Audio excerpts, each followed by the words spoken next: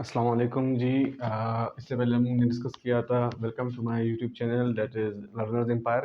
In last video I discussed about imposition of easement कि imposition of easement किस तरह होता है, कौन इम्पोज करवा सकता है, उसमें हमने पर्सनैलिटीज़ देखे थे। आज का जो हमारा लेक्चर है उसमें हम लोग डिस्कस कर रहेंगे चैप्टर 2 का नेक्स्ट पार्ट है। पहले पार्ट हम लोगों ने डिस्कस किया वो था इम्पोजिशन ऑफ इजमेंट।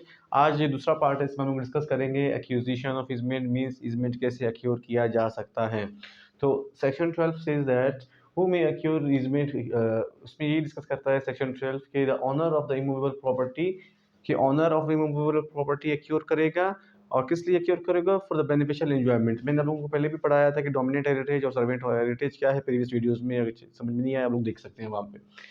तो जो ऑनर है डोमिनेंट हेरिटेज का या डोमिनेंट ऑनर, वो क्लेम कर सकता है एक्विजिशन ऑफ इजमेंट का, यानी कि एक्योर करने का, कि मुझे इजमेंट चाहिए। वहाँ पे हम लोगों ने कहा कि कौन कौन शख्स करते हैं।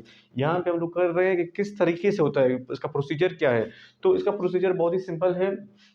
एक्विजिशन का वो एक्सप्रेस भी हो सकता है और इम्प्लाइड भी हो सकता है। एक्सप्रेस मीन्स वो ओरल फॉर्म में या रिटर्न फॉर्म में है कि मुझे ईजमेंट चाहिए, एक फॉर्म पे लेके या एक लेटर में लेके या ऑरली उससे डिस्कस करे। जो डोमिनेंट हेरिटेज है वो सर्वेंट हेरिटेज से डिस्कस करके मुझे ईजमेंट का हक चाहिए, I want the right of easement.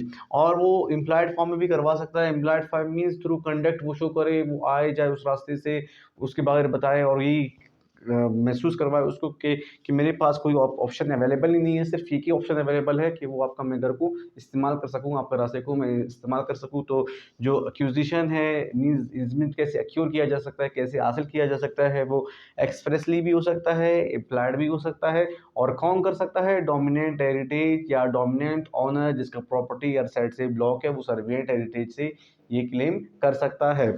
फिर नेक्स्ट वन है हमारे यहाँ पे सबसे important section of easement act, वो है सेक्शन 13। जब भी आप क्लेम करेंगे या जब भी आप दावा करेंगे या आप केस फाइल करेंगे अदालत में, तो आप सेक्शन 13 के हेल्प से फाइल करेंगे। मीन्स इजमेंट एक्ट का क्रीम है section 13।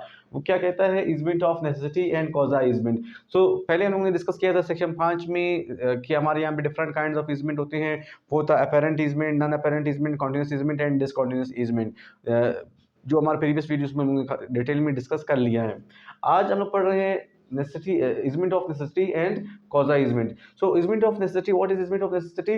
Easement of necessity is an easement without which the property cannot be used at all. easement of necessity एक ऐसा easement है जिसके बगैर आप प्रॉपर्टी को इस्तेमाल ही नहीं कर सकते हो। सपोज ओके ए है, उसका एक प्रॉपर्टी है जो हर तरफ से ब्लॉक है, हर तरफ से ब्लॉक है, उसके पास कोई ऑप्शन अवेलेबल ही नहीं इस्तेमाल करने के लिए, सिर्फ एक ही ऑप्शन अवेलेबल है, वो है बी का अगर को इस्तेमाल करना, उससे रास्ता तलाश करना, उससे रास्ता लेना। तो इस सूरत में इसको हम लोग कहते हैं इजमेंट ऑफ नेसेसिटी। ये क्या कहता है इजमेंट ऑफ नेसेसिटी? ये कहता है अगर इजमेंट ऑफ नेसेसिटी आपको ना दिया जाए, सपोज ओके बी कहे कि मैं sorry I can not give you right, do not come to me, do not ask me, you can go anywhere else but I will not allow you to use my home or to use my house or to use my land। सो इस सूरत में क्या है, easement of necessity active होता है। Easement of necessity क्या कहता है कि इजमेंट ऑफ नेसेसिटी एक ऐसा एक्ट राइट है, एक ऐसा इजमेंट है, अगर ये ना हो तो जो डोमिनेंट ऑनर है या डोमिनेंट हेरिटेज है वो प्रॉपर्टी को इस्तेमाल ही नहीं कर सकता है। सपोज ओके अगर बी इसको ब्लॉक करे, जो उसका रास्ता है जो हर तरफ से पहले से ब्लॉक है, के पास और ऑप्शन अवेलेबल ही नहीं है, हर साइड से उसका रास्ता ब्लॉक है, अगर बी भी उसको ब्लॉक कर दे तो इसको हम लोग कहते हैं इजमेंट ऑफ नेसेसिटी। अगर एक ऐसा इजमेंट जिसे एक्यूर किया जाए फॉर बेनिफिशियल एंजॉयमेंट, अगर वो ना हो तो उसको हम लोग कहते हैं कि ये इजमेंट ऑफ नेसेसिटी है। क्यों? क्योंकि ये ज़रूरत है, एक वो डोमिनेंट ओनर को ज़रूरत है इस्तेमाल करने के लिए अपना प्रॉपर्टी को, अगर इसको अवेलेबल ही नहीं है तो उस सूरत में हम लोग इसको कहेंगे कि ये इजमेंट ऑफ नेसेसिटी है। और इसका डेफिनेशन भी यही कहता है, easement of necessity is an easement without which the property cannot be enjoyed। अगर ये ना मिले, ये आपको रास्ता ना मिले तो आप प्रॉपर्टी को अपना एंजॉय ही नहीं कर सकते हो। एक ऐसा इजमेंट अगर से जो सर्वेंट हेरिटेज है या सर्वेंट ओनर है वो आपको अलाउ ही ना करे कि आप उसको इस्तेमाल करो, तो इस सूरत में जो आपका अपना प्रॉपर्टी है आप उसे इस्तेमाल कर ही नहीं सकते हो, you are not able to use your property. तो इसको हम लोग कहते हैं इजमेंट ऑफ नेसेसिटी।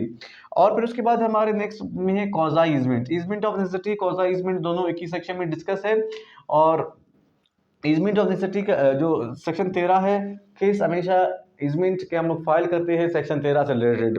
वो क्या है? Right of way is created under section 13, जिसे हम लोग यहाँ पे डिस्कस करेंगे। अभी हम लोग आते हैं कॉजा ईजमेंट की तरफ। कॉजा ईजमेंट क्या है? ईजमेंट ऑफ नेसेसिटी हमें समझ में आ गया कि ईजमेंट ऑफ नेसेसिटी क्या होता है। एक ऐसा ईजमेंट जिसे आप क्लेम करते हो अपना प्रॉपर्टी को एंजॉय करने के लिए। अगर से आपको वो ईजमेंट ना दिया जाए तो आप अपना प्रॉपर्टी को एंजॉय कर ही नहीं सकते हो। तो इसीलिए ये इंपॉर्टेंट है कि उसका क्लेम करना, और इसीलिए हम लोग उसको कहते हैं ईजमेंट ऑफ नेसेसिटी।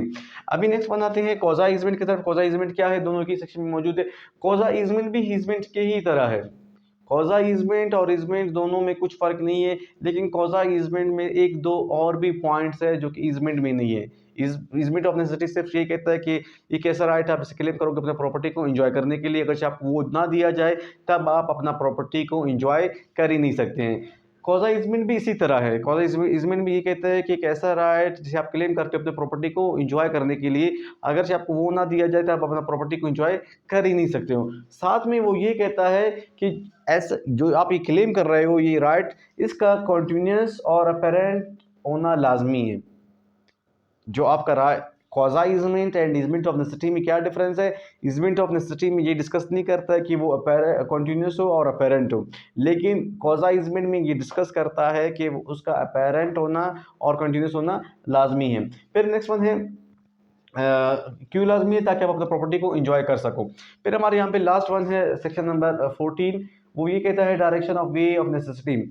जब भी आप ईजमेंट का राइट क्लेम करोगे सेक्शन 13 से related, that it is my right to use और टू एंजॉय माय प्रॉपर्टी, फिर सेक्शन 14 साथ ही आता है, 13 के साथ 14 आता है। वो ये है कि जब आपने क्लेम किया और आपको सर्विएंट हेरिटेज या सर्विएंट ऑनर ने राइट दिया कि आप इस्तेमाल करो, तो उसमें आप बाय लॉ वो पाबंद है कि वो आपको एक ऐसा रास्ता दे दे जो आपके लिए कन्वीनियंट हो। क्या है? The transfer must set out a reasonable convenient way. अभी सपोज हो कि अभी आपके लिए ये वाला रास्ता कन्वीनियंट है, आप इससे आसानी से आ जा सकते हो, और बी कहते हैं नहीं यहाँ से आप नहीं जाओ, मैं आपको यहाँ से रास्ता दूंगा, जो आपके लिए पॉसिबल ही नहीं है, जो कन्वीनियंट ही नहीं है। तो उस सूरत में लॉ ये कहता है कि जब पहला लॉ कहता है बी को कि आप उसको राइट दे दो, क्योंकि उसके पास ऑप्शन अवेलेबल ही नहीं है सिर्फ आपका ज़मीन को इस्तेमाल करने के बगैर। पहले आपने उसको ज़मीन रास्ता देना इस्तेमाल करने के लिए। दूसरा कौन सा रास्ता देना है? ऐसा रास्ता देना है ए को जो उसके लिए आसान हो, जो उसके लिए कन्वीनियंट हो। और अगर से कन्वीनियंट नहीं है तो फिर कौन सा सेक्शन एक्टिव होता है? सेक्शन 14 एक्टिव होता है। और सेक्शन 14 यही कहता है कि direction of way of necessity is necessity of easement. फिर उसके बाद अभी हमारा नेक्स्ट टॉपिक होगा वो है प्रिस्क्रिप्शन का। Thank you very much. अल्लाह हाफिज। Good bye.